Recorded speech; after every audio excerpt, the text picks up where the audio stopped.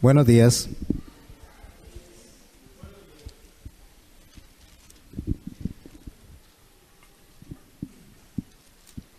Esta mañana vamos a tener la Cena del Señor y vamos a hablar de la Cena del Señor. Así que vamos a pedirle al Señor que disponga nuestros corazones para escuchar la enseñanza correcta. Cuando estaba escuchando la segunda canción, decía: vine a adorarte, vine a postrarme. Cuando nosotros no entendemos muy bien el trasfondo de la cultura en la cual se escriben los signos, o en la cultura en la cual se escribe, mejor dicho, la Biblia, no entendemos muchas veces la belleza de un texto, porque esta canción está basada en los Salmos. Y una de las cosas que nosotros tenemos que entender es cómo se mueve la cultura oriental para poder nosotros entender muy bien cómo funcionan las cosas dentro de la Biblia. Cuando una persona llega a visitar a alguien allá en el área de Jerusalén o en el área de los árabes, ustedes no sé si han visto que hay una forma en que ellos inclinan su cuerpo en una posición, tocan su pecho, después su cabeza, su frente y estiran la mano así. No sé si lo han visto, ¿verdad? Bueno, esa es la forma en que ellos lo hacen. Tocan su pecho, su mente, su frente y saludan. Lo que significa esto, cuando están saludando así a una persona, están diciendo: mi corazón y mi mente están a tu servicio. Eso es lo que significa, esa es la forma de saludar. Mi corazón y mi mente están a tu servicio. Pero cuando se va más allá y se cae de rodillas y la frente se pone contra el suelo delante de la persona, eso es una señal de adoración, porque dice: todo mi ser está a tu servicio. Cuando usted le dice al Señor: vine a adorarte, vine a postrarme, es todo nuestro ser completamente a su servicio, a su disposición. Si nosotros no entendemos algunas cosas de cómo se mueve lo que es las figuras dentro de la Biblia, nos perdemos de hermosas enseñanzas. Por un ejemplo, allá en Segunda de Pedro, en el capítulo 3, verso 8, estoy introduciendo nada más, se los voy a mencionar, dice: mas, oh amados hermanos, no ignoréis esto, para el Señor un día es como 1000 años, y 1000 años como un día. Mencionando el Salmo 90, ya por el verso 4, es lo que está mencionando Pedro. Cuando nosotros leemos esto, lo que implica dentro de la enseñanza es que para Dios es igual un día que es igual 1000 años. Pero eso tiene un trasfondo también de enseñanza. Cuando Dios le dijo a Adán: de este árbol puedes tomar, mas de este no, porque el día que de él tomares o comieres, ciertamente morirás. Escucha esta frase: el día que de él comieres, ¿qué? Ciertamente morirás. Pero nosotros lo tomamos muy a la ligera y decimos: no, Adán no murió ese día, murió 900 y un tanto de años más, 920, 930 años después de ese día. Y usted sabe que para los ojos de Dios él murió ese día. ¿Y por qué murió ese día? Porque cuando Adán fue creado, en el día 1 de la creación hasta el día 1000, ese es un día. Del día 1001 de la creación al día 2000, ese es el segundo día. ¿Entendemos? ¿Adán murió o no murió el día en que pecó para Dios? Murió el día en que pecó. Primero espiritualmente y después físicamente. Así que Dios no se equivocó con lo que dijo. Antes de que él cumpliera 1000 años, él murió. ¿Por qué? Porque murió el día que fue creado. El día 1, no el día 2. Y así son muchas cosas. Así es la cena. Si nosotros no entendemos la cena del Señor desde su realidad, desde su contexto, nosotros no vamos a estar aprovechando o disfrutando de la bendición que Dios nos deja a través de la cena. Hoy vamos a profundizar. Nosotros celebramos la cena, nuestros hijos participan de la cena, así que al final, antes de que terminemos, ellos van a venir a estar con nosotros, porque así es como lo enseña la iglesia aquí en el llamado de Cristo, porque así lo enseñó Dios. No porque a nosotros se nos ocurrió, sino porque Dios lo enseñó así. Pero para poder entender esto bien a profundidad, hoy vamos a tener una lección que va a llegar hasta el contexto de esto que el Señor nos dejó como la cena del Señor. Y la pregunta es, ¿celebramos la cena del Señor o qué es lo que estamos celebrando? Vamos a verlo en 3 áreas. La primera, lo que la iglesia comúnmente dice que Jesús instituyó, el día de la cena del Señor. Lo vamos a ver en esa área. La segunda área, lo que Pablo estaba viendo como transgresión en lo que Jesús había establecido, que era lo que Pablo estaba llamando de tomar la cena de una forma que no fuera indigna. Y la tercera arista, o lo tercero que vamos a ver es qué fue lo que Dios dijo cuando instituyó lo que celebramos como la cena del Señor. Esos 3 campos son los que vamos a ver, porque si no nos va a pasar lo mismo que con Adán, cuando dice, el día que comieres de esto morirá, y no entendemos que Dios realmente, a como lo dijo, se cumplió, pero porque no conocemos el contexto. Vamos a orar, le vamos a dar gracias a Dios por permitirnos escuchar de su palabra, por permitirnos aprender de ella, a disponer nuestro corazón, a disponer nuestro espíritu. Una persona puede aprender si es enseñable. Una persona no aprende cuando no es enseñable, por mucho y muy clara que sea la enseñanza. Entonces, cuando yo no soy enseñable, la persona puede decir, es que este es un rebelde. La rebeldía es pecaminosa y es parte de la naturaleza del ser humano.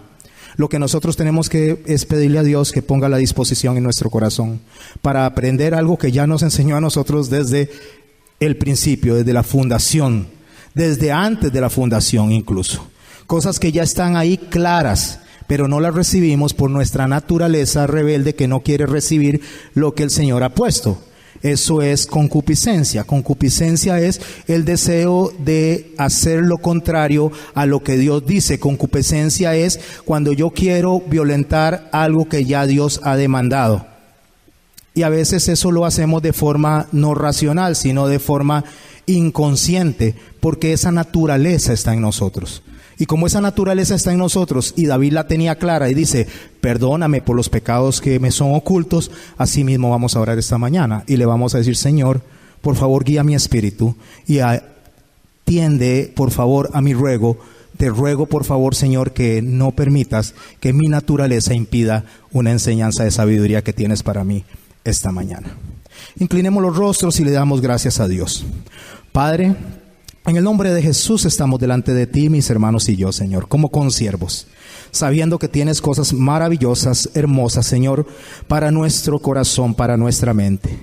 No queremos saludarte, Señor, solamente en el corazón y la mente para decirte que nuestra mente y nuestro corazón están a tu servicio. Queremos ser seres integrales que te decimos, todo nuestro ser, Señor, es tuyo y está a tu servicio. Somos tuyos, Señor, haz con nosotros como quiera, pero ayúdanos, Señor, a entender esto que tienes como regalo de vida para nosotros. Guía, Señor, nuestros pensamientos, haznos tierra fértil y ayúdanos a creer, Señor, porque todo lo bueno viene de ti, Señor, y a ti, Señor, nada se te puede ocultar. En el nombre de Jesús te rogamos que nos bendigas esta mañana. Amén, Señor. Cuando empezamos con esta enseñanza, vamos a irnos al capítulo 26 de Mateo. En el capítulo 26 de Mateo, lo mismo que vas a encontrar o vamos a encontrar en Marcos 14, Juan 13 o Primera de Corintios 11, todo tiene que ver con el día de la cena del Señor. Cuando nosotros usamos la lingüística de forma equivocada, empezamos a construir sobre bases que no tienen fundamento o construimos casas sobre arena. ¿Por qué construimos casas sobre arena? Porque nosotros estamos construyendo sobre nuestro propio entendimiento y no sobre lo que el Señor nos enseñó. Entonces tenemos que preguntarle al Señor qué fue lo que Él nos enseñó como Hijo en su segunda persona de la Trinidad, y cómo nos enseñó como Dios en su segunda persona de la Trinidad, y cómo nos enseñó a través del apóstol cuando el apóstol estaba viendo la deficiencia de la enseñanza según nuestro concepto. Porque si nosotros no entendemos qué es gracia, mis hermanos, no vamos a entender la cena del Señor. Porque primero tenemos que entender lo que significa gracia. Y gracia es algo que no merecemos. Es algo que Dios nos da porque a Él le place, por pura misericordia, por compasión, porque ese es el carácter de Dios. Porque Dios es gracia. Pero como nosotros no entendemos de gracia, no vamos a entender de unidad. Porque vamos a pensar que nosotros nos movemos según nuestro entender, según nuestras fuerzas. Al movernos según nuestras fuerzas y no entender de gracia ni de unidad, no vamos a entender del cuerpo de Cristo. Y si no entendemos del cuerpo de Cristo, entonces ¿cómo puedo discernir el cuerpo de Cristo si ni idea tengo de lo que es el cuerpo de Cristo? Bueno, la cena del Señor, la Pascua, es para esto, para que entendamos de gracia, de unidad y de cuerpo. Y cuando entendemos de estos conceptos, entonces venimos y tomamos la cena de la forma que el Señor la estableció. Oímos personas que dicen en diferentes lugares, mire, es que yo no puedo tomar la cena por la posición en la que estoy, por lo que soy, etcétera, etcétera. Porque vivo en unión libre, porque me divorcié, porque dejé a mis hijos, la razón que sea. La razón que usted piense, y el Señor vino y le llamó con un llamado irresistible, con una gracia irresistible, donde Dios le trae por su compasión y no porque le busquemos, porque la carta a los Romanos nos es muy clara en decir que no hay justo ni aun uno, no hay quien busque a Dios. Siempre vamos a ir hacia el lado contrario. Cuando el Señor nos llama con un llamado a salvación, y nos salva, porque Él es el que toma la iniciativa y nos salva, automáticamente en ese momento nosotros somos sus hijos. En ese momento, por la decisión de Él, no por mi decisión. No hay una pizca, ni una micromillonésima parte de mí que participe en la soberanía de Dios. Porque el solamente que yo tuviera una micromillonésima parte de sí o no en mi salvación, haría a Dios un mayordomo mío en el cual Él responde a mis exigencias y a mi respuesta. No, Dios es Dios y Dios me salva porque así lo quiso. Punto. Cuando ya yo llego a esto, entonces el Señor me dice que recuerde lo que Él hizo conmigo y que lo recuerde de generación en generación. Entonces alguien dice, no, porque yo tengo que ser digno para estar de la presencia de Dios y tomar la cena del Señor. Yo traje esta piedra de afuera, bueno, no es una piedra, es cemento, pero parece piedra, y la traje con un propósito. Mientras esté acá, nos va a servir de figura. Cuando Jesús se le presentaron los fariseos y los escribas y algunas de las autoridades del templo con una mujer para que fuera lapidada, ella estaba al frente, estaba postrada, estaba esperando a ver qué era lo que se iba a decidir con ella. La Torá enseña que tanto el hombre como la mujer que sean descubiertos en un acto de adulterio debían de ser lapidados. Ahí estaba solo la mujer. El texto dice que fueron sorprendidos los dos en el acto. Ser sorprendidos en el acto implica que los dos fueron sorprendidos en el momento en el que estaban haciendo la acción del pecado de adulterio. Así que no es posible que no supieran quién era el hombre, pero trajeron solo a la mujer.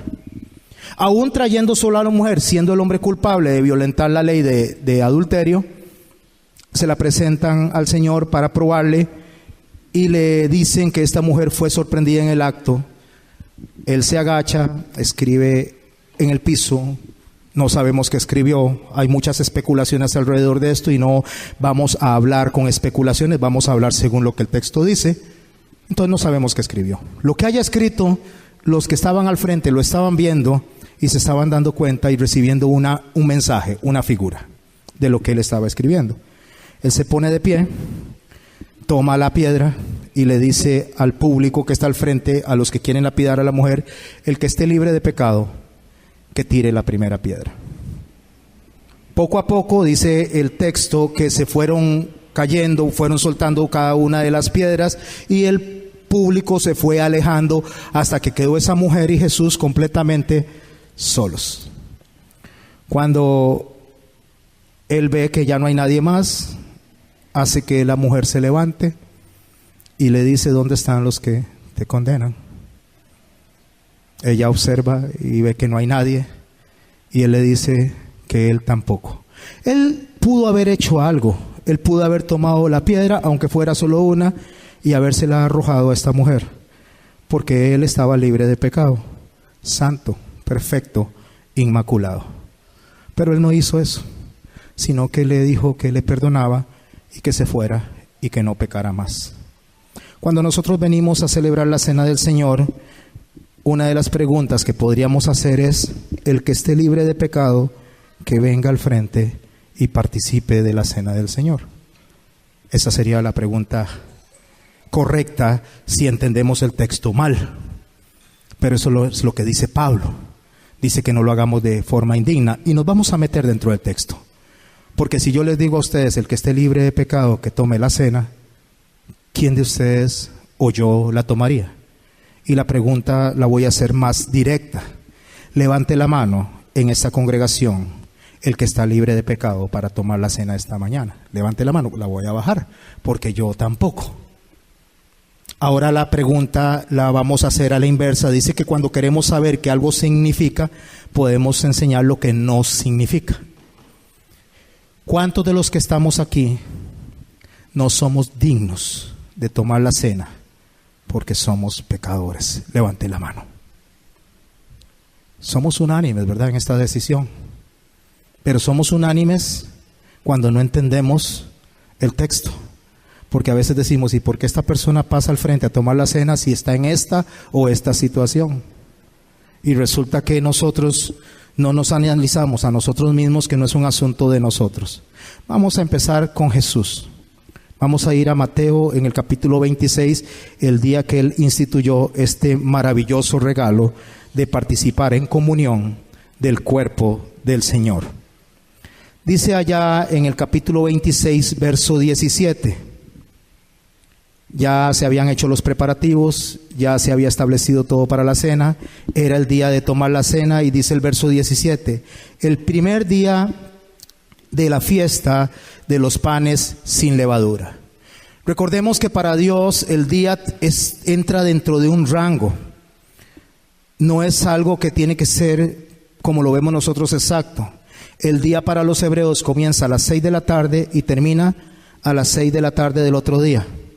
Ellos empiezan a celebrar la cena de Pascua esa noche. Estamos hablando que la celebran entre las 6 de la tarde de hoy a las 6 de la tarde de mañana. Mañana, entre las dos tardes que estamos hablando, que es entre las 12 del día y las 6 de la tarde, Jesucristo va a ser sacrificado. Va a ser crucificado. Entonces, esa noche que se está celebrando la cena, ¿qué se estaba celebrando? ¿Por qué? Porque si Él está siendo crucificado al día siguiente entre las 12 del día y las 6 de la tarde, esa es la Pascua del Señor, entonces implica que hoy en la noche no se estaba celebrando la Pascua, ¿o no? Según nuestro entender. Debió entonces, si se estaba celebrando la Pascua esa misma noche, debió de haber muerto esa noche después de las 6 de la tarde. Para celebrar. ¿Descalificaría esto a Jesús como el Mesías? ¿Descalificaría esto a Jesús como el Hijo de Dios si nosotros no entendemos ni de los tiempos ni de las figuras bíblicas? En el momento que dice el primer día de la fiesta con los panes sin levadura, era una fiesta que se extendía por 7 días. Empezaba esa noche, fue establecida allá en el Éxodo. Las personas comieron la noche anterior de la Pascua, la primera Pascua, antes de que el destructor pasara por sobre las casas de todos, egipcios, hebreos o cualquier persona que estuviera ahí, que hubiera puesto en el dindel o no hubiera puesto la sangre del cordero. Los que no tenían la sangre del cordero iban a recibir la destrucción del primogénito, y los que tenían la sangre en el dindel iba a sobrevivir el primogénito de cada familia, de cualquiera. Estoy hablándole de todas las personas que estaban en Egipto en ese momento. Ese día comenzaba en esa noche, pero al día siguiente eran liberados y eran prácticamente expulsados con aplausos, porque le dieron hasta las joyas a las mujeres, le dieron todas las riquezas. Los egipcios, dice, se despojaron completamente de sus riquezas, y los hebreos pudieron salir después de 400 años de cautiverio. Pero eso se dio al día siguiente. Entendiendo que Adán murió como el Señor lo dijo, también vamos a entender que Jesús murió como Dios lo dijo, porque la Pascua abarca todo el día completo, desde que tomó la cena de los panes sin levadura hasta que Él fue sacrificado como el Cordero Pascual. ¿Qué significa eso? Significa que cuando inventamos que Dios vino y a través de Jesús puso una nueva forma de celebrar la Pascua, no estamos enseñando correctamente. Porque lo que se está haciendo en ese momento es una fiesta que dura 7 días, donde la Pascua está inserta dentro de esa fiesta de 7 días. ¿Lo entendemos? Ok. Dice, el primer día de la fiesta de los panes sin levadura son aquellos con los que iban a salir ellos, con la masa que iba a salir que no tenía levadura, pues ya fue sacada la levadura, ya fue sacado el pecado, significa salvación. Vinieron a Él los discípulos, a Jesús, estamos en Mateo 26, estamos en el verso 17, diciéndole, ¿dónde quieres que preparemos para que comas? ¿Alguien me puede ayudar ahí? ¿Que comas qué? La Pascua. Ok, empecemos a subrayar, empecemos a anotar, porque lo que los discípulos estaban preguntando que se iba a celebrar en ese momento, aun cuando fuera los panes sin levadura, están diciendo dónde quiere que celebremos la Pascua. Sigue diciendo el texto, o mejor dicho, para que entendamos un poco más, voy a leerles el texto de Lucas 22:8. No lo busquen, nos vamos a mantener aquí en Mateo. Dice Lucas 22:8, a los que anotan, se lo lleven para su casa. Y Jesús envió a Pedro y a Juan diciendo, id y preparaos la Pascua para que comamos. El médico Lucas, a través de la dirección del Espíritu Santo y en su investigación histórica, determinó que los dos que llegaron primero a preparar el aposento alto eran ¿quiénes? Pedro y Juan. Y llegaron a preparar el aposento alto para celebrar la Pascua. Segunda vez. Verso 18 del capítulo 26 en el que estamos de Mateo. Y él dijo, id a la ciudad a cierto hombre y decirle, el maestro dice, mi tiempo está cerca, en tu casa celebraré la Pascua. ¿Con quiénes? Con mis discípulos.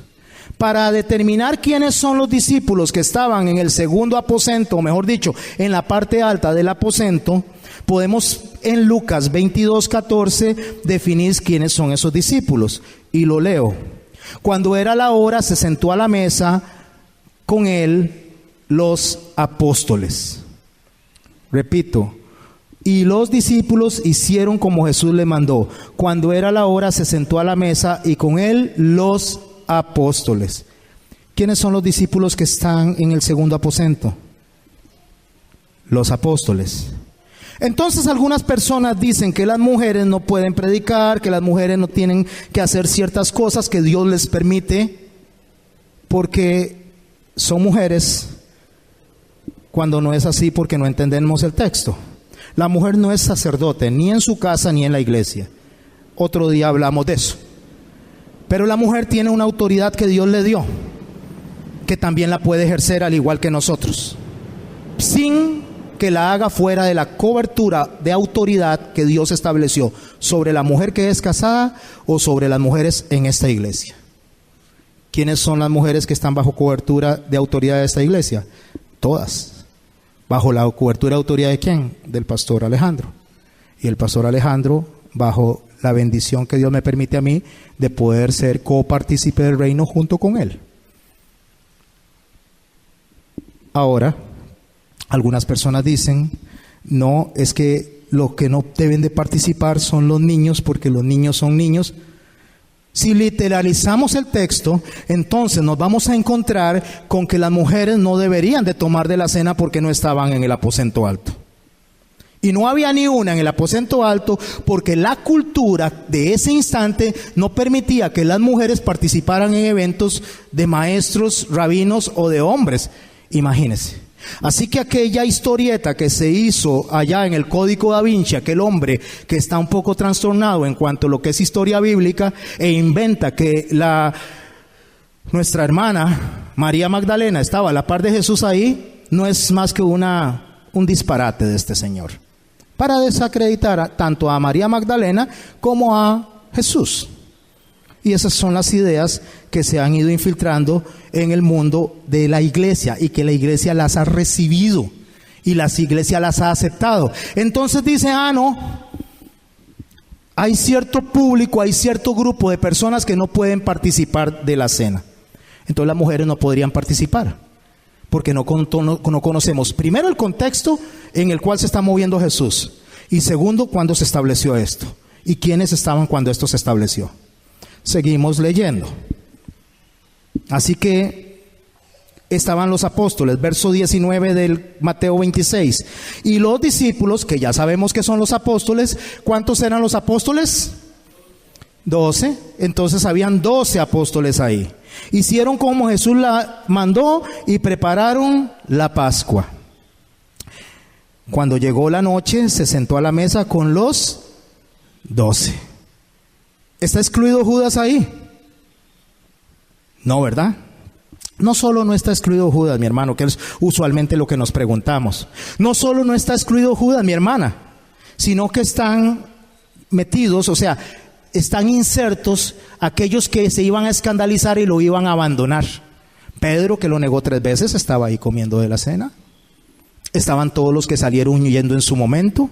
Estaba Juan, que era el único que estaba al frente de la cruz con 3 mujeres más. María Salomé, María su madre y María Magdalena. Eran los que estaban ahí al frente de la cruz, esos 4. De casi 15,000 personas que habían estado anteriormente en la multiplicación de los panes. Dios no es un Dios de multitud, ¿recuerdan? Solo 4 quedaron ahí. Porque Dios no es un Dios de multitudes. Dios es un Dios de escogidos.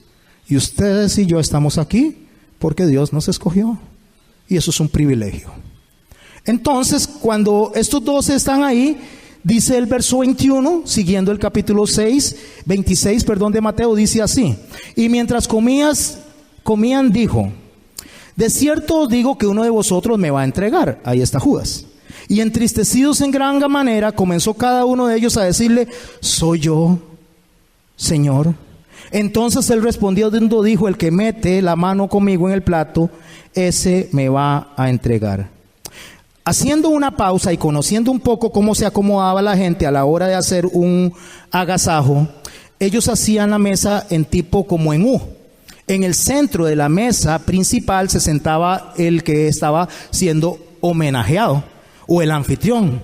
A la derecha de él se sentaba su mejor amigo y de ahí para allá se sentaban las personas que tenían una cercanía, pero iba descendiendo esa cercanía. A la izquierda se sentaba su segundo amigo. Y de ahí para allá los otros que estaban en la mesa según la afinidad y la cercanía que tenían con él. Es importante entender esta posición porque cuando dice que mete a la mano en el mismo plato, las únicas personas que podían meter en el plato de Jesús eran lo que estaba a su derecha y el que estaba a su izquierda. Los otros tenían otros platos. No solo esto, sino que el plato se metía y se tomaba con la mano y se le daba de comer en la boca a la persona que se le estaba dando la invitación.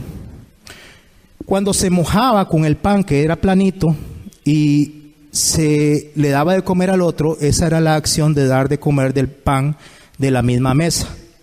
La porción pequeña que quedaba, que ya quedaba sucia por haber sido tocado por los dedos, eso se desechaba y se botaba. Eso se le conoce como migajas. Es a lo que la mujer sinofenicia le decía a él: aún los perrillos comen de las migajas que caen de la mesa de los amos. Esa es a la migaja a la que se refiere. Esta mujer lo que estaba diciendo era: aunque sean los desperdicios que yo reciba de la mesa de ti, oh Señor, para mí eso es maravilloso. O sea, no importa dónde me pongas, con tal de estar contigo. Era un concepto que ella tenía tan claro que Jesús dice: mire, yo no he visto fe como esta, ¿verdad? ¿Por qué? Porque ella entendía que estar al servicio de Dios, no importa dónde lo ponga, si es pastor, si es el que limpia los servicios, si es el que cocina, no importa en qué posición esté, es un privilegio. Y eso lo da el Señor. Cuando Él viene y le da de comer al que está más cerca, estamos hablando del traidor, de Judas. Pero hay uno que está a un lado, que se recuesta sobre su pecho Y ese es el que está más cerca de todos, que es cuando él dice que uno de ustedes me va a entregar, y él se recuesta y le pregunta. Vemos que Pedro está muy largo, porque Pedro hace señales y le dice a Juan que quién es, porque no le estaba escuchando lo que estaba diciendo. Pero Juan sí sabía porque era el que estaba más cerca. Pero el otro que estaba más cerca, ¿quién era? Judas. Y estaba participando de la cena del Señor, y el Señor sabía que le iba a entregar. El Señor sabía quién era Judas Iscariote, lo conocía perfectamente. Pero si el Señor no estuviera ahí sentado y hubiera sido usted o yo, o alguna otra persona que tiene un entendimiento muy pequeño de lo que es gracia, unidad, cuerpo, le hubiera dicho en la entrada: no, usted no entre, usted viene de reunirse con aquellos. Es más, ya hasta le pagaron 30 monedas de plata, precio que se daba por un esclavo. ¿Qué está haciendo acá? ¿O no haríamos eso nosotros? Porque así trabaja nuestra mente, así trabaja nuestro cuerpo, así trabaja nuestro entendimiento. Entonces el Señor no hace eso, sino que lo deja, toma la cena con él, y se desarrolla el texto que vamos a ver más adelante en Corintios. Vamos a leer un poco más de aquí de Mateo 26 y vamos a ver el verso 25. Entonces, respondiendo Judas, el que le entregaba, dijo: ¿soy yo, maestro? Le dijo él: tú lo has dicho. Y mientras comían, tomó Jesús el pan y bendijo y lo partió y dio a sus discípulos y dijo: tomad y comed, esto es mi cuerpo. Y tomando la copa y bebiendo y dado gracias, les dijo: bebed de ella. ¿Quiénes? Todos. ¿A quién incluía eso? A Judas. Tenemos que agarrar y ver un poquito cómo funciona la cena. Yo creo que si ustedes van allá a las notas que Dios me permite poner en Facebook, van a ver unas notas que hablan del banquete. Lo que pasaba con la cena funcionaba así. Cuando iniciaba la cena, que no era una cena más que una cena, o sea, no era algo que usted estuviera flotando y que hubieran cantos ahí de una liturgia extraña y que hubiera que adornar, nada de eso. Es una cena común y corriente. Todo el mundo traía sus viandas y participaba cada uno de la cena. Como la cena ágape que nuestros hermanos dirigen a fin de año. Cada uno trae, nos sentamos y todos comemos de esa cena.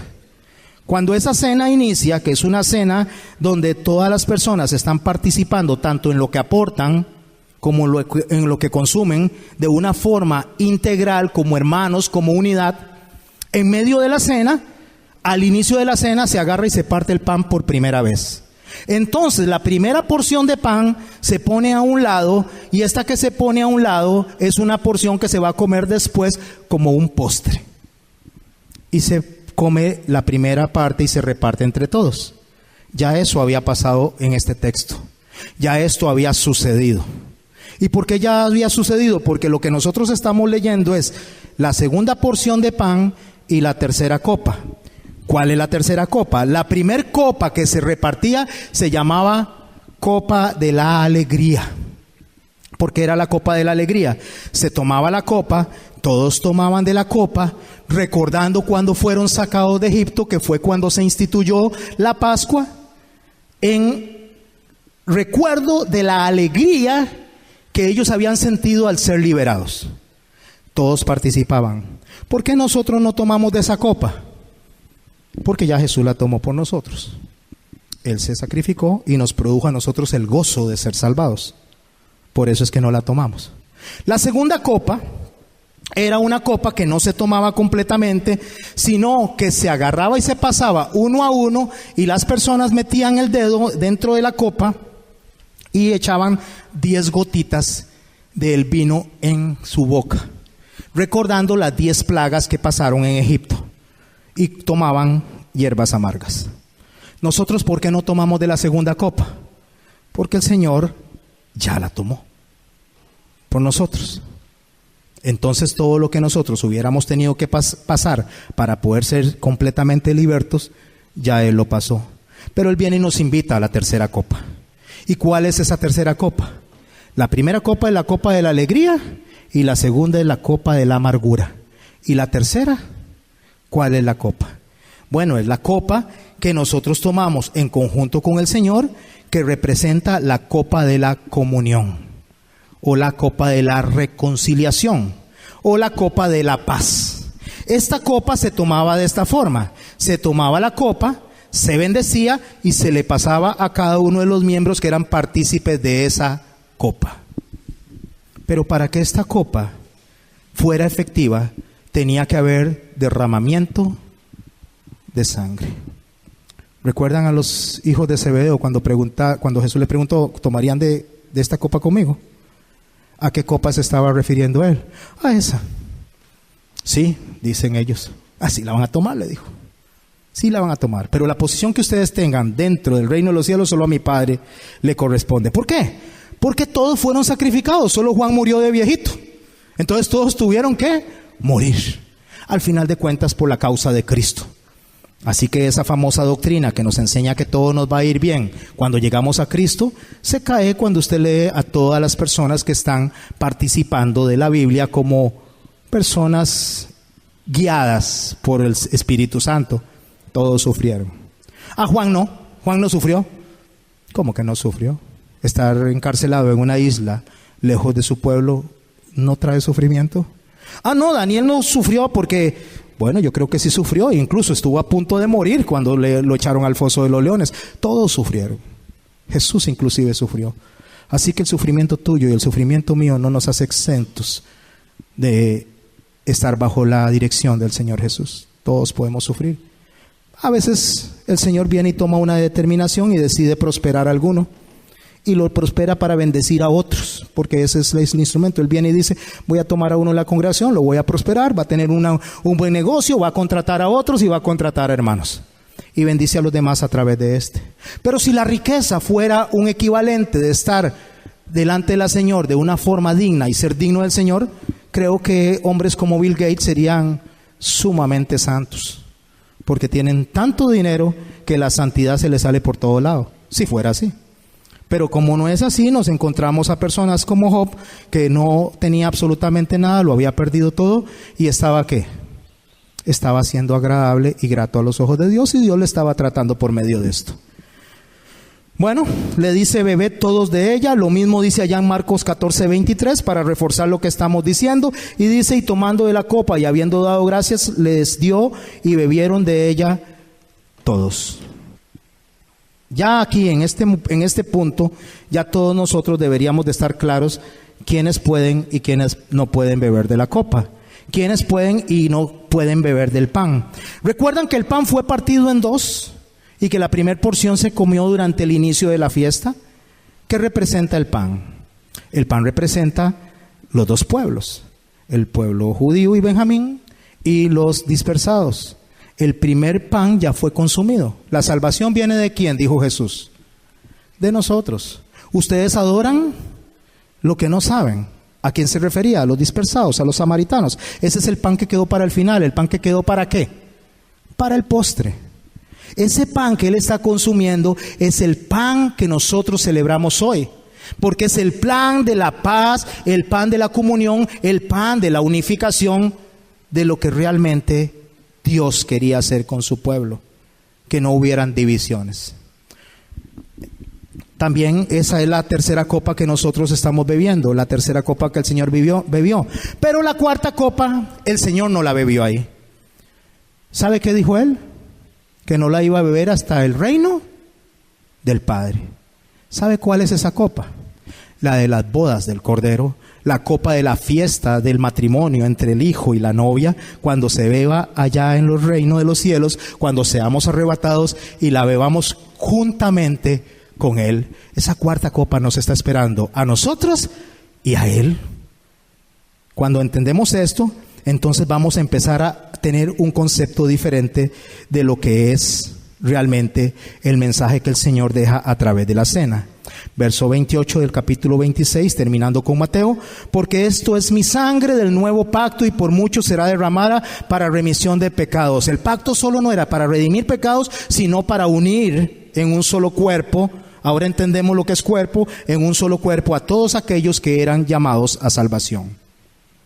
Y os digo desde ahora que no beberá más de este fruto de la vid hasta aquel día que lo beba nuevo con vosotros en el reino de mi Padre. Ok, esa es la institución de lo que Jesús estaba haciendo en ese momento, en un día que desde las 6 de la tarde hasta las 6 de la tarde del otro día era la Pascua, dentro de un inserto de 7 días que se llamaban fiesta de los panes sin levadura. ¿Alguna duda? Y si no hay ninguna duda, continuamos. Y si tienen una duda, levantan la mano. Es importante, aunque interrumpamos lo que estamos hablando, que estemos claros en lo que estamos aprendiendo, porque esto es un fundamento de la fe. Esto es un pilar de lo que es la iglesia. Y si no entendemos esto y lo practicamos mal, mis hermanos, todo lo demás lo vamos a practicar mal. Allá en la iglesia de Corinto, el Señor viene y a través de Pablo le hace una amonestación a la iglesia de Corinto. Ellos tenían muchos dones. Tenían dones de profecía, tenían dones de sanidad, tenían dones de revelación, tenían todos los dones, los tenían. O sea, yo creo que no hay una iglesia escrita que tenga los dones que tenía la iglesia de Corinto. Cualquier cantidad de dones tenía. Pero los dones no identifica a una persona como hijo de Dios, aunque sean dones. Lo que identifica a una persona como hijo de Dios son los frutos. Los dones son herramientas para que nosotros accionemos, pero puede estar una persona cantando con el don de canto y ser una persona que esté caminando completamente fuera del margen de lo que Dios establece. Puede una persona estar predicando, tener el don de la predicación, tener la elocuencia, poder transmitir el mensaje de una forma muy clara, agradable, y estar caminando fuera de los propósitos de Dios. Pero el fruto que es del Espíritu Santo, que es el amor, la benignidad, la paciencia, estos frutos identifican a una persona, porque una persona que tiene amor por la congregación no la va a engañar y le va a hablar aunque a la congregación no le guste y aunque la congregación no lo reciba. Porque Dios no cambia ni va a cambiar, porque Él no tiene sombra de variación por lo que usted crea o lo que yo crea. Si usted lo cree, bendito Dios, y te bendice. Y si usted no lo cree, bendito Dios, y no te bendice. No son los dones lo que marcan eso. Y lo que estaba pasando era eso. Allá en Corintios, para poder venir y establecer un poco, vamos a leer así, sacados, extrapolados, unos versos desde Corintios, 1 Corintios, desde el capítulo 2, pequeñitos versos para poder caminar sobre lo que estaba pasando con esta iglesia, con nuestros hermanos en Corinto. En el capítulo 2, en el verso 2, Pablo le escribe a la iglesia de Corinto y le dice: pues me propuse no saber entre vosotros cosa alguna, sino que a Jesucristo y a este crucificado. Lo que Pablo está diciendo es: yo no les voy a enseñar nada que no haya enseñado Jesús. Y Pablo por allá en una oportunidad también dice que no vaya a ser que se encuentren que le estén enseñando a un Jesús que no es el Jesús que nosotros les hemos enseñado.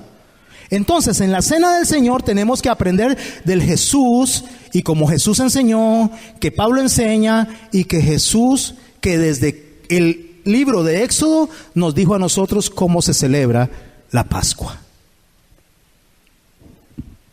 Él les empieza diciendo allá en el verso 5 del capítulo 2 también: para que vuestra fe no esté fundada en la sabiduría de los hombres, sino en el poder de Dios.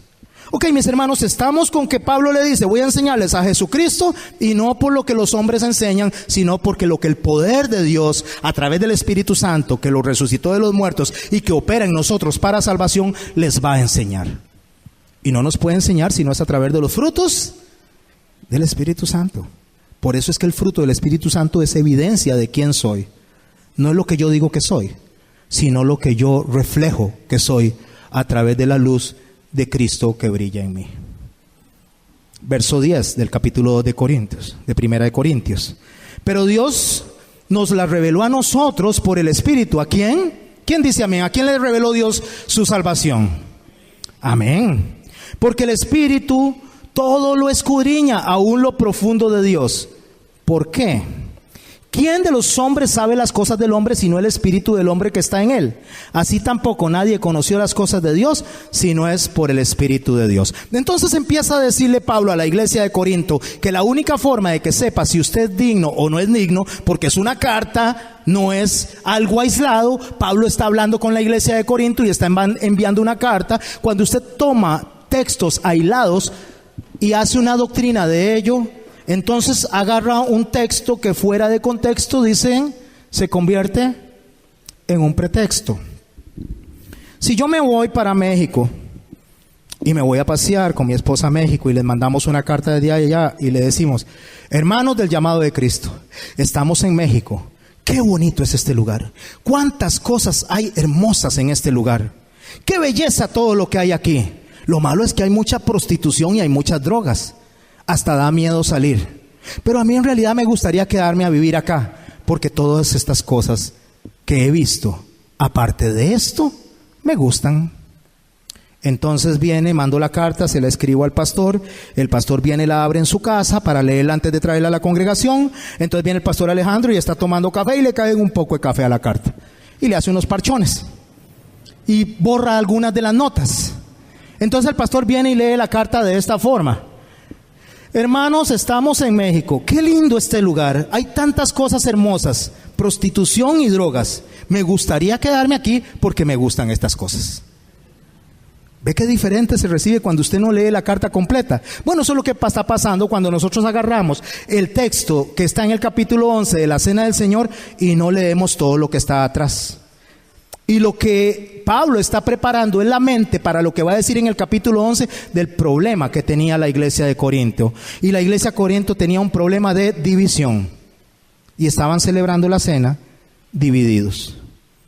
Pero el verso 14 del capítulo 2 continúa Pablo diciendo ahí en 1 Corintios: pero el hombre natural no percibe las cosas que son del Espíritu de Dios, porque para él son locura. Y no las puede entender, porque se han de discernir espiritualmente. ¿Qué es discernir? Discernir es que usted agarra algo, lo pasa por un colador, lo malito se queda arriba y lo mejorcito se queda abajo. Así es, ¿verdad? Así funciona. Cuando ustedes hacen con la harina y la pasan, entonces agarran la harina buena y la harinilla mala la hacen a un lado. Eso es sacar la levadura de la masa. ¿Qué es sacar la levadura de la masa? Mis hermanos, sacar la levadura de la masa no es más que quitar la doctrina de hombres para ir a la doctrina de Dios, a lo que Dios enseñó desde el principio. Así es como lo dijo Jesús. ¿Cómo lo dijo Jesús? ¿No era así? Al principio. Siempre nos remite al principio. ¿A cuál principio? Al principio de lo que Él estableció. Bueno, sigue en el verso 1 del capítulo 3, hablándole a los corintios: de manera que yo, hermanos, no pude hablaros como a espirituales, sino como a carnales, como a niños en Cristo. Os di de beber leche y no vianda, porque aún no erais capaces, ni sois capaces todavía.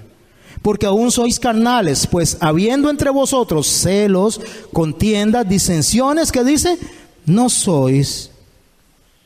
Vea, mis hermanos, ¿no sois carnales y andáis como hombres? Es lo que él pregunta.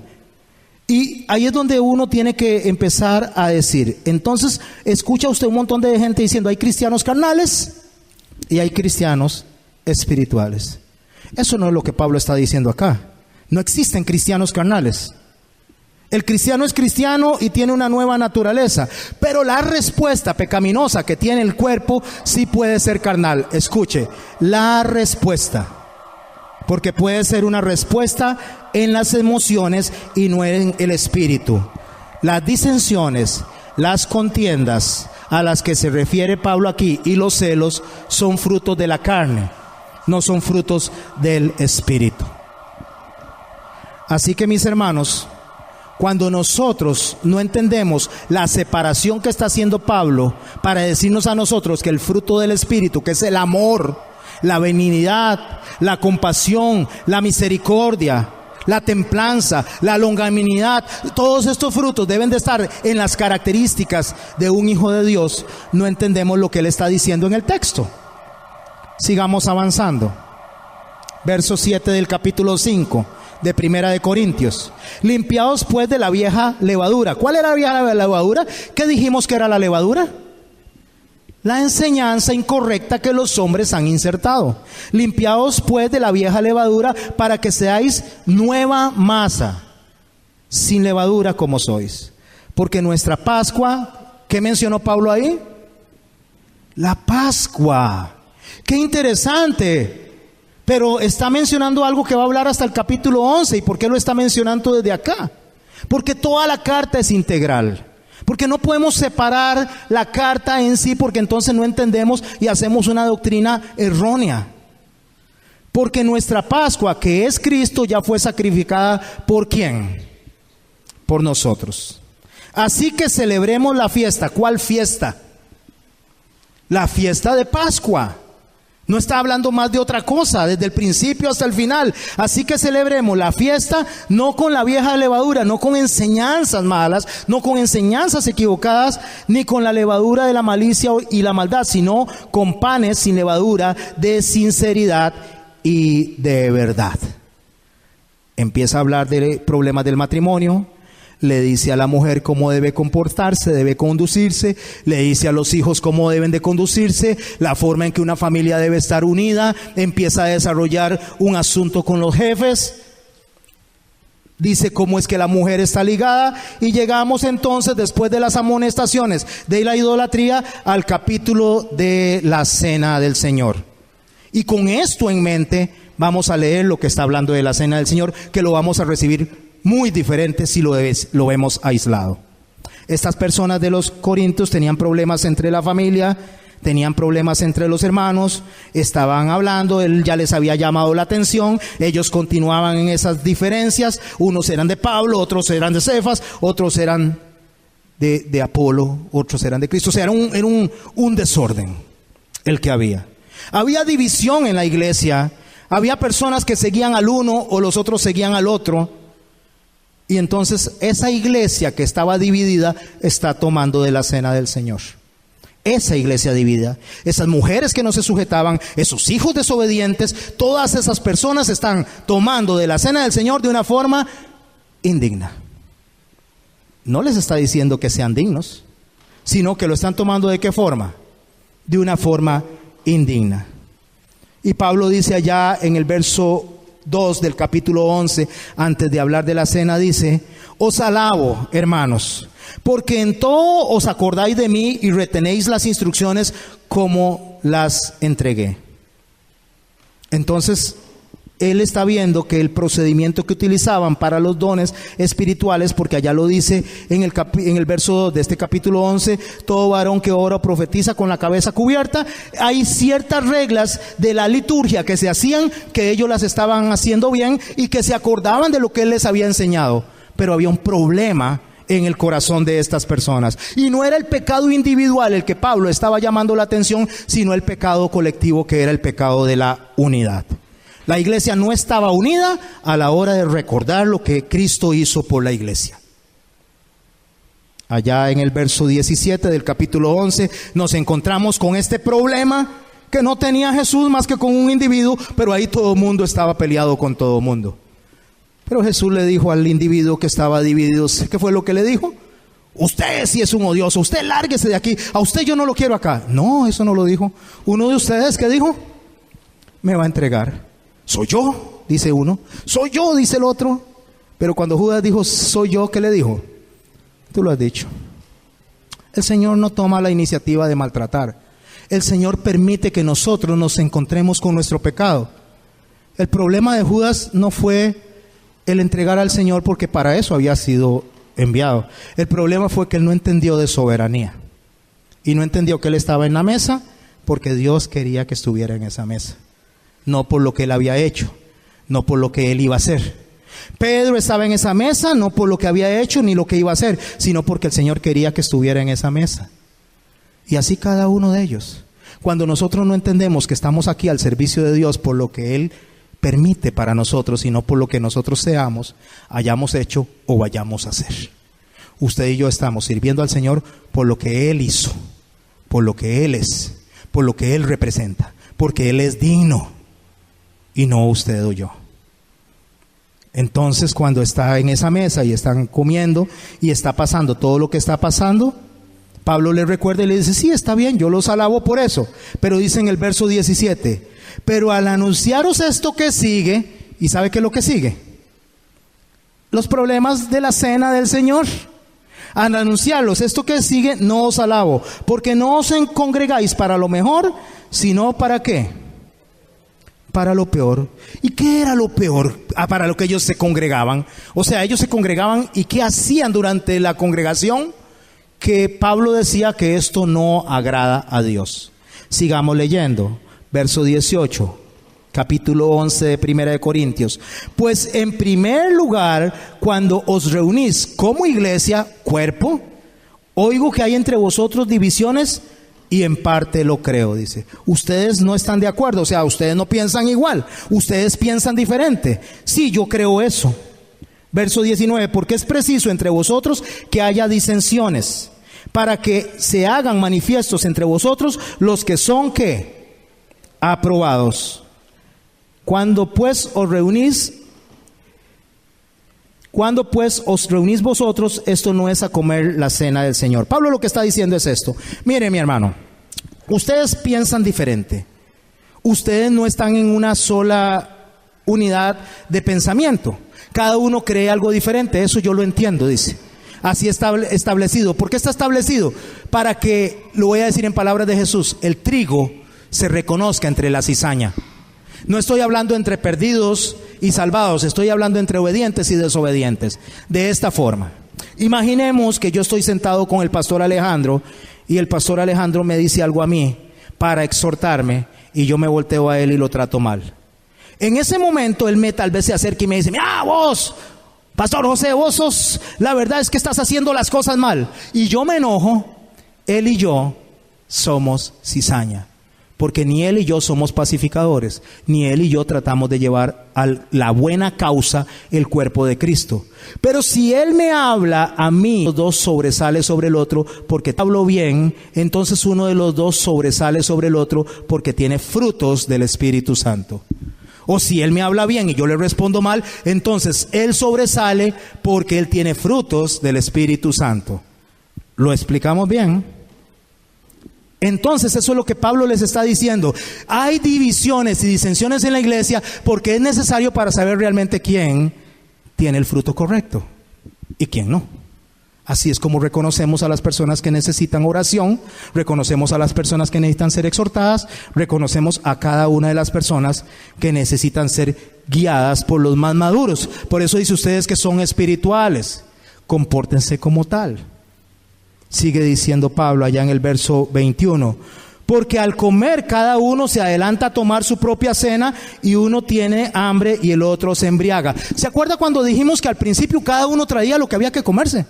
Bueno, había unos que no tenían plata, algunos traían un buen pollo bien grandote, otros venían y tal vez traían una carne asada, porque ellos comían muchos asados, cordero asado, vaquilla asada, pero tal vez otro traía ahí unas empanaditas de queso, porque para eso le alcanzó, y al otro no tenía para empanaditas de queso, sino que tal vez solo se trajo unas tortillitas. Entonces cada uno se comía lo que había traído, no lo compartía con los demás. Entonces por eso se comían su propia cena. O sea, lo que yo traje, me lo como yo. No comparto con nadie. Aquí estamos cada uno para su casa. ¿Cómo es que dice? Para su saco. Cada quien traiga para su saco. No era que se sentaban, ¿verdad? Como en el llamado de Cristo se sientan y compartimos todo en una cena ágape. Y todos comen de todos. Incluso los que no tienen dinero y no traen nada, comen. Porque así es como debe ser. Esa es la forma en que el Señor nos enseña a nosotros que estemos unidos como hermanos.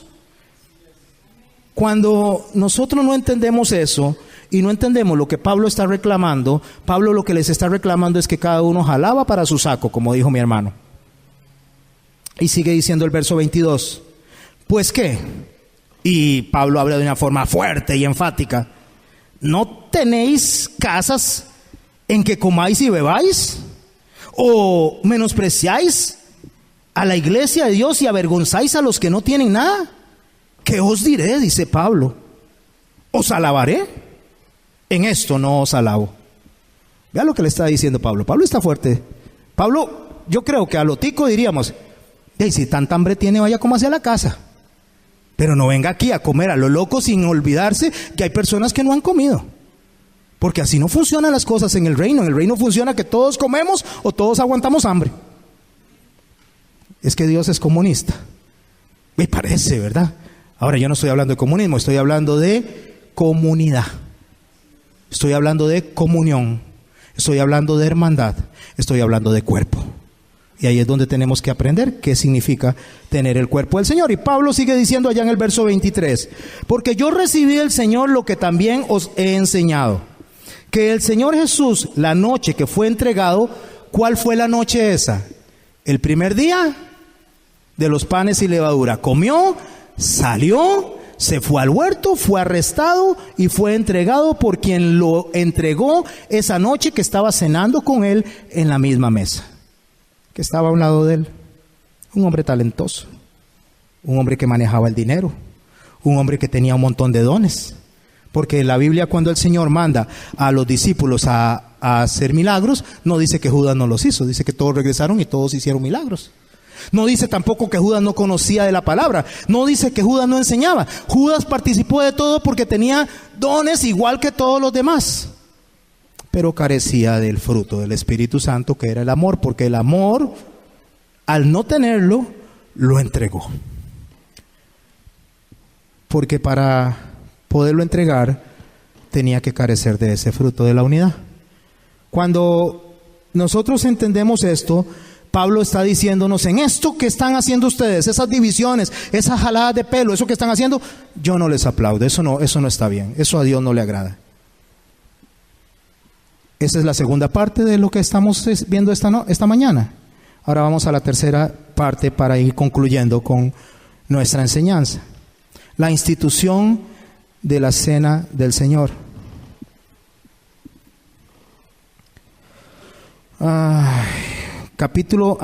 Sigamos un poquito más con este texto aquí en Corintios.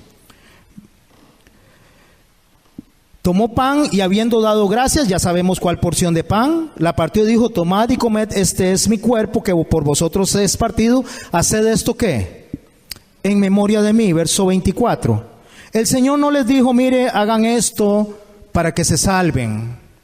El Señor no dijo: hagan esto para que sean perdonados de los pecados. El Señor no dijo: hagan esto para que ustedes sean bonachones. No, el Señor dijo: hagan esto, ¿por qué? Por memoria de Él, para recordarlo. Eso es lo único que la cena significa: recordar lo que Él hizo por mí, donde Él es digno y yo no lo soy.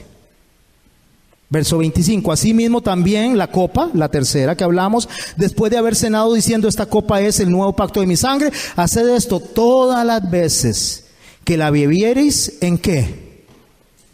En memoria de mí. Subrayemos eso. Así que todas las veces que comiereis de este pan y bebiereis de esta copa, la muerte del Señor anunciáis hasta que Él venga. ¿Qué es lo que hacemos cuando cenamos? Lo recordamos y lo comunicamos a los demás de que estamos en la esperanza de Él, de que venga, para que tomemos ¿qué? La cuarta copa con Él. Todos los que estamos aquí, o los que queremos realmente honrar al Señor, los que queremos obedecer al Señor, estamos en la esperanza de tomar esa cuarta copa. Verso 27, de manera que cualquiera que comiere de este pan o bebiere de esta copa del Señor indignamente, será culpado del cuerpo y la sangre del Señor. Ok, aquí es donde las personas vienen y dicen: usted es mujer, los que dicen que solo los hombres, y si toma de la copa, culpable. Un muchachito si viene y toma de la copa, culpable. Una persona en unión libre, culpable, culpable, culpable, y está el dedo señalador así para todo el mundo. Y están las personas escogiendo e impidiendo lo que Dios no escoge y no impide, haciendo el papel de Dios, porque Dios no dice que hagamos así. Dios dice que no lo hagamos indignamente. ¿Qué es hacerlo indignamente? En separación. ¿Sabe cómo lo dijo Jesús? Que si tenemos problemas con nuestro hermano y llegamos al altar a presentar la ofrenda, ¿qué debemos de hacer? Ir a reconciliarnos con nuestro hermano. Mire, los mercaderes de la fe agarran esto para sacarle la plata del bolsillo a usted y a mí. Pero eso no es lo que el Señor está hablando. El Señor está hablando de unidad.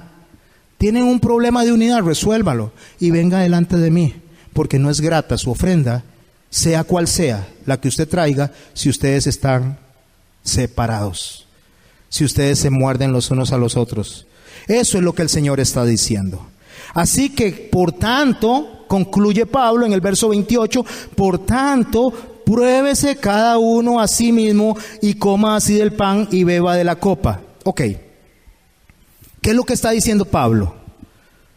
Ustedes tienen que hacerme a mí una lista de los pecados de esta noche, de esta mañana, una lista de los pecados de la semana para ver si ustedes pueden tomar de la cena. ¿Eso es lo que dice Pablo?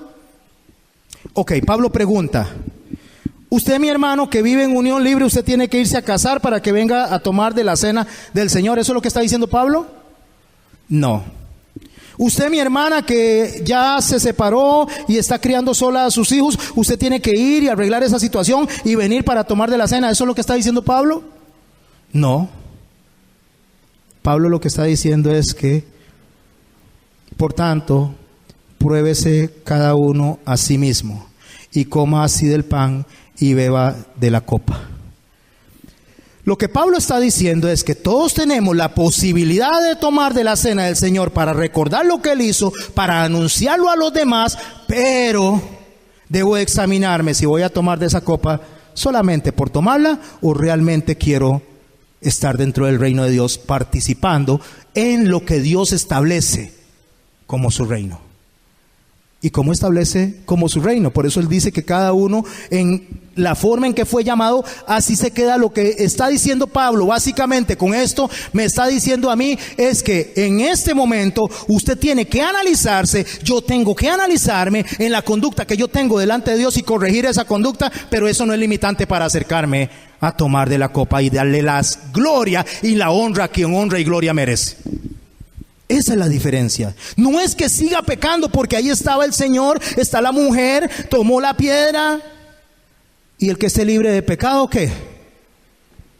Pero le dijo a ella, váyase y sigan el mismo camote, sigan el mismo chirote, dirían allá en Panamá, sigan lo mismo, no, vaya y no peque más.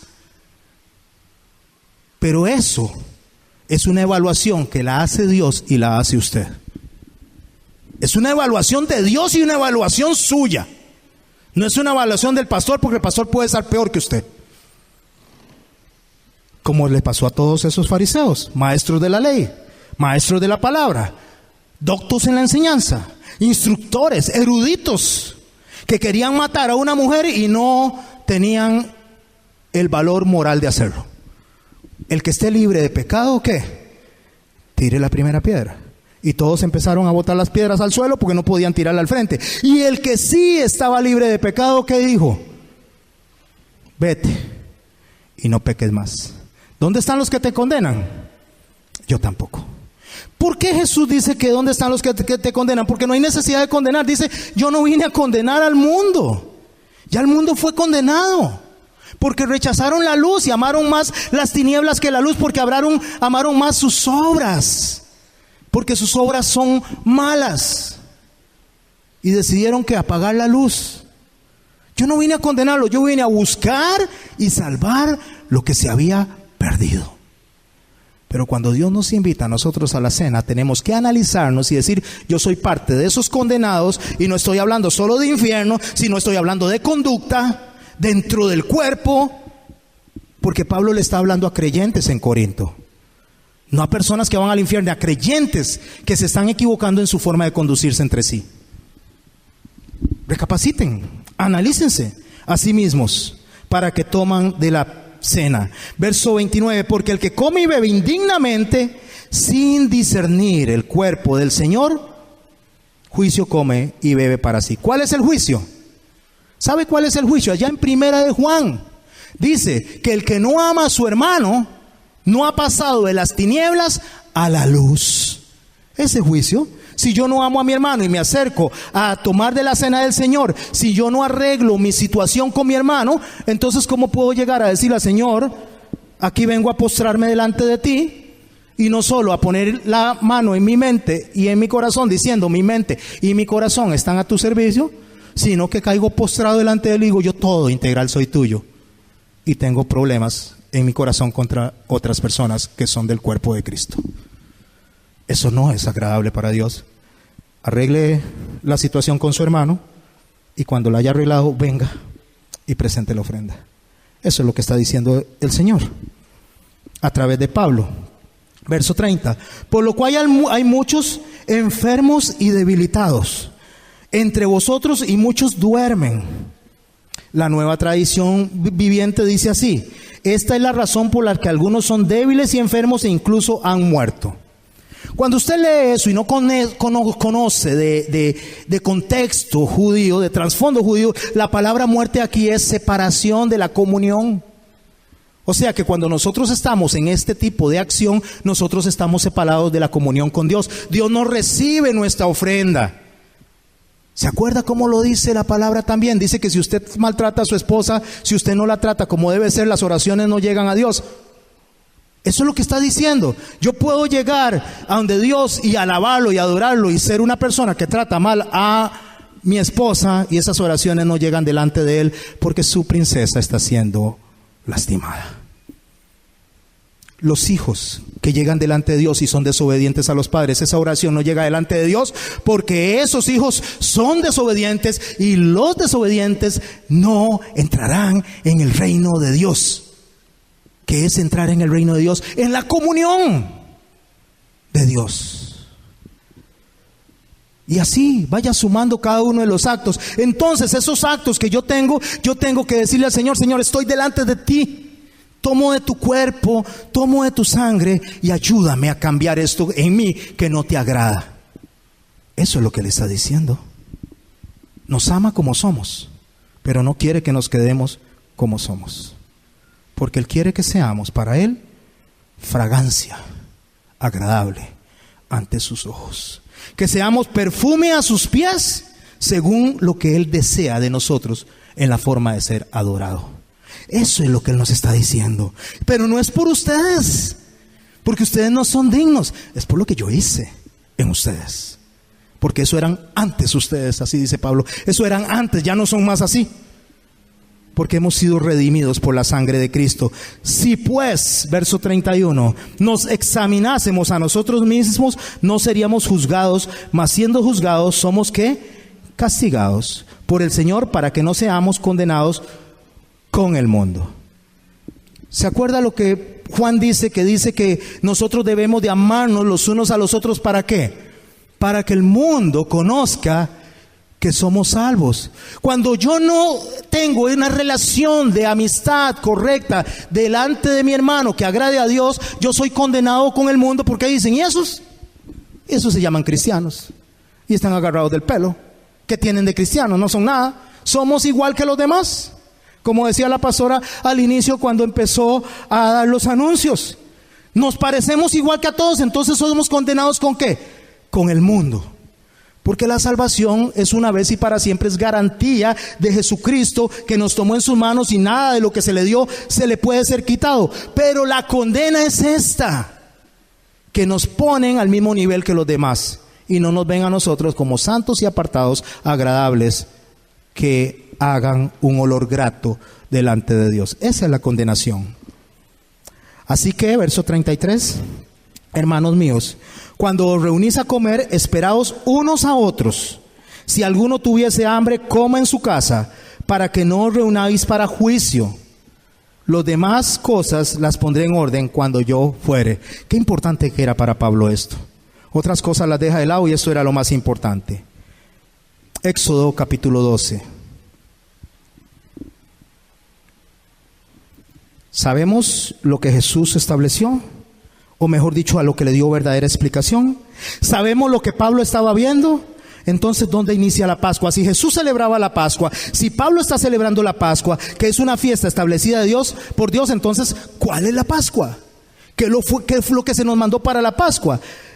Éxodo capítulo 12. Y habló Jehová a Moisés y a Aarón en la tierra de Egipto diciendo, allá donde estaban perdidos: este mes os será principio de los meses para vosotros, será el primero de los meses del año. Hablad, oiga, a toda la congregación de Israel diciendo: ¿Quién es toda la congregación de Israel, mis hermanos? ¿Quiénes están incluidos ahí en esa congregación de Israel? No son solo los judíos, son todas las tribus, más los egipcios mestizos que nacieron de la unión de José y la egipcia, donde está Efraín y Manasés. Todas estas personas, por eso se llaman naturales y extranjeros. Porque toda esa congregación es la congregación de Israel. No son solo los judíos, ahí está usted y estoy yo. Háblele a toda la congregación de Israel diciendo: el día de este mes, tómese cada uno un cordero, las familias de los padres un cordero por familia. Acércame más a ti, que pueda oír tu tierna voz, que pueda verte en gloria y majestad. Acércame más a ti, acércame más a ti, que pueda oír tu tierna voz, que pueda verte en gloria y majestad. Acércame más a ti,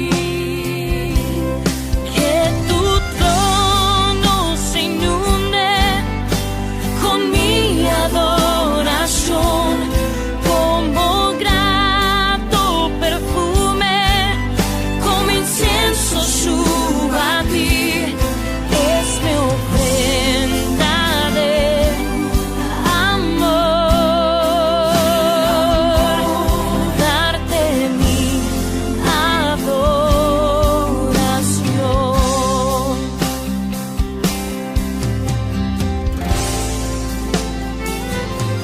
Acércame más a ti, que pueda oír tu tierna voz, que pueda verte en gloria y majestad. Acércame más a ti, que tu trono se inunde con mi adoración, como grato perfume, como incienso suba a ti. Es mi ofrenda de amor, el darte mi adoración.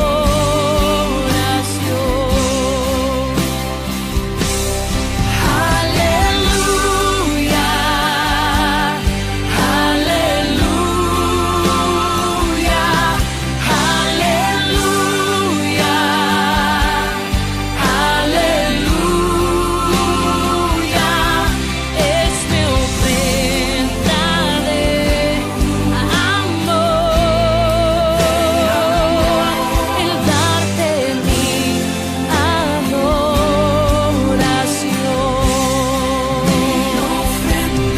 darte mi adoración.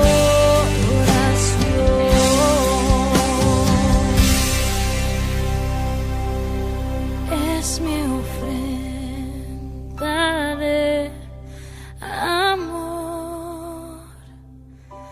el darte mi adoración.